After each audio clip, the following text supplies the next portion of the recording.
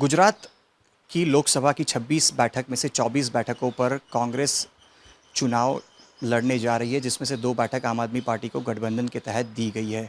इस 24 बैठक में से 17 बैठक पर उम्मीदवार कांग्रेस की तरफ से घोषित कर दिए गए हैं। गांधीनगर लोकसभा के जो उम्मीदवार सोनल बहन पटेल है हमारे साथ मौजूद हैं, उन्हीं से बात करेंगे। मैम, सबसे पहले तो बहुत बहुत शुभकामनाएं आपको। आप गांधीनगर में कांग्रेस की तरफ से उम्मीदवार के तौर पर चुनावी मैदान में हैं। सबसे बड़ी चुनौती आप क्या देख रहे हैं, क्योंकि आपके सामने देश के गृह मंत्री और अमित शाह खुद चुनाव लड़ रहे हैं भारतीय जनता पार्टी से, और 2 पार्टियों में सीधी टक्कर गांधीनगर लोकसभा बैठक पर देखने को मिलने वाली है। तब आपने जैसे बोला कि एक तो ये सीट काफ़ी बड़ी है और दूसरा अमित शाह काफ़ी टाइम से यहाँ सक्रिय है। उसके पहले अडवाणी जी लड़ते थे, तो भाजपा का यहाँ पे उस हिसाब से थोड़ा सा ज़्यादा अपर हैंड है, वो हम मानते हैं।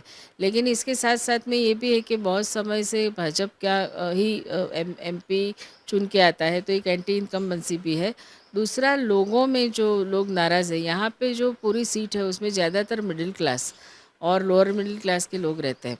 महंगाई जो है, बेरोज़गारी है और बच्चों के एजुकेशन की समस्या है, एजुकेशन के बाद भी रोज़गार मिलता नहीं है। ये सारी जो समस्या है उससे लोग बहुत पीड़ित है और मुझे लगता है कि इसकी वजह से वो लोग हमको ज़रूर सपोर्ट करेंगे। अच्छा, भाजपा की बात की जाए तो 5 लाख से ज़्यादा की लीड के साथ जीतने का दावा तमाम 26 बैठकों पर है, और गांधीनगर से भी इसी प्रकार का दावा किया जा रहा है, क्योंकि पिछली बार 2019 में जब चुनाव हुए थे, सीजे चावड़ा कांग्रेस की तरफ से लड़े थे, जो कि अब बीजेपी में जा चुके हैं। अ, उन्हें भी जीत के लिए काफ़ी संघर्ष करना पड़ा था 2019 में भी। कितना आसान लगता है, क्योंकि एक तरफ उनका लक्ष्य है 5 लाख की लीड। ऐसा है कि उनको तो 400 सीट भी लेनी है, तो ये तो इनको जुमले तो चलते ही रहते हैं। वो खुद ही कहते हैं कि हम इलेक्शन में जो बोलते हैं उसको आपको सच नहीं मानना है, वो तो जुमले हैं। तो ये जुमले पार्टी बैच पार्टी है और इनके जो नेता है जुमले करने के लिए बहुत ज़्यादा फेमस है। सीजे चावड़ा, आप समझ जाइए कि सीजे चावड़ा लड़े, इसके बाद उनकी जो सीट थी उस पर भी नहीं लड़े थे। उन्होंने विधानसभा भी ट्रांसफ़र कर दी थी। क्यों? क्योंकि उनकी विधानसभा अमित शाह के क्षेत्र में आती थी। तो आप समझ जाइए कि उसी समय से वो सच में सीरियसली लड़े थे कि क्या, ये भी एक प्रश्नार्थ होता है। क्योंकि उसी समय अगर समाधान हो गया होता और उन्होंने अपनी सीट शिफ्ट कर दी, तो आप समझ सकते हैं कि वो किस प्रकार से लड़े थे। तो सीजे चावड़ा की बात अभी इरिलेवेंट है, क्योंकि उन्होंने पार्टी भी छोड़ दी है, तो उसकी बात करने का कोई फ़ायदा है नहीं। जैसे आप भी ये बात कबूल करते हैं कि एक कड़ी टक्कर होगी, और सीधे तौर से जब 5 लाख की लीड के साथ सामने उम्मीदवार मैदान में हो, तब उसे टक्कर देना भी एक मुश्किल लक्ष्य हो सकता है। ऐसे में आपकी खुद की इच्छा थी गांधीनगर बैठक से लड़ने की, या पार्टी का आदेश है? क्योंकि बहुत सारे कांग्रेस के नेता हम देख रहे हैं जिनको पार्टी ने कहा, लेकिन वो पीछे हट चुके हैं, जो कि सामने से कह रहे हैं कि हम चुनाव लड़ना नहीं चाहते। कांग्रेस के भरत सिंह की बात की जाए, जगदीश ठाकुर की बात की जाए, परेश दानाणी की बात की जाए, तमाम बड़े नेता हैं, लेकिन सामने से कह रहे हैं कि हम चुनाव नहीं लड़ना चाहते। भारतीय जनता पार्टी तरफ से भी रंजन बहन बड़ौदा से हैं, जो कि कह रही हैं मैं चुनाव सामने से व्यक्तिगत कारणों से नहीं लड़ना चाहती। आपकी क्या वजह रही? खुद लड़ना चाहती थी आप गांधीनगर लोकसभा से, या पार्टी का आदेश है और आप मैदान में उतर गए हैं? मैं ज़्यादातर संगठन में काम करती हूँ। एक्चुअली मैं 1990 से जो राजनीति में आई हूँ और उसमें मैंने अलग अलग जगह संगठन में काम किया है। मैं महिला कांग्रेस की प्रेसिडेंट भी थी, अभी मैं एआईसीसी की सेक्रेटरी हूँ।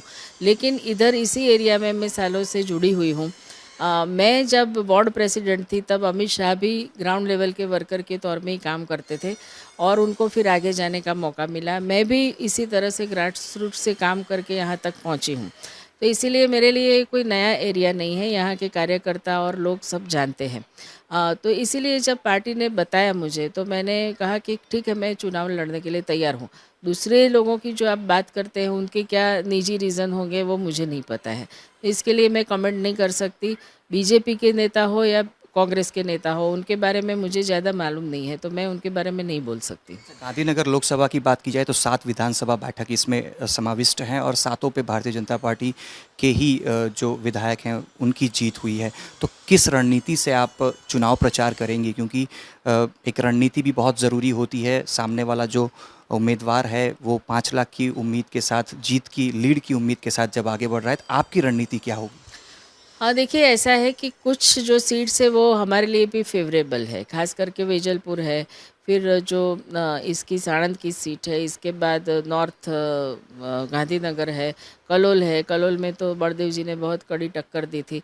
ये सारा जो एरिया है, और उसके साथ साथ जो हमारा अर्बन एरिया है जिसमें साबरमती, नारायणपुरा और घाटलोडिया की सीट आती है, वो थोड़ा सा साबरमती में भी अच्छा हमारा प्रभाव है। नारायणपुरा और घाटलोडिया दोनों एरिया जिसमें अमित शाह लड़ते थे पहले नारायणपुरा से, और आनंदीबेन पहले घाटलोडिया से लड़ती थी और अभी सीएम है, उसमें हम मानते हैं कि वहाँ पे थोड़ा सा मुश्किल है। लेकिन हम फिर भी लोगों के बीच में जाएंगे, उनसे बात करेंगे। और राजकारण में ऐसा है कि लोग बदल भी जाते हैं। आज एक के साथ होते हैं तो कल, मैं वर्कर की बात नहीं करती, मैं वोटर्स की बात करती हूँ। वोटर्स, कई वोटर्स ऐसे भी होते हैं कि उनका पहले से डिसाइड नहीं होता है, वो शिफ्ट भी करते हैं, उनको पता चलता है, थोड़ा माहौल देखते हैं तो दे चेंज ऑल्सो।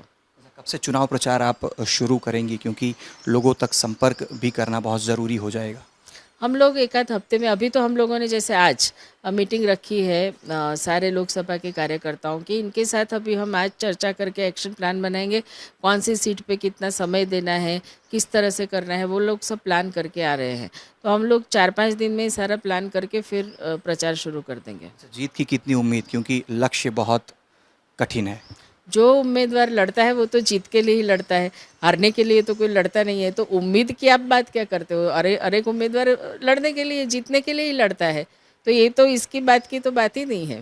सोनलबहन पटेल की, जो कि लंबे समय से कांग्रेस के साथ जुड़ी रही हैं, और पार्टी ने जब आदेश किया है गांधीनगर लोकसभा से चुनावी मैदान में उतरने का, तो उन्होंने कमर कस ली है और आने वाले दिनों में लोगों का संपर्क कर चुनाव जीतने की कोशिश करेंगी। कैमरा पर्सन प्रीतेश रावल के साथ अतुल तिवारी, आज तक।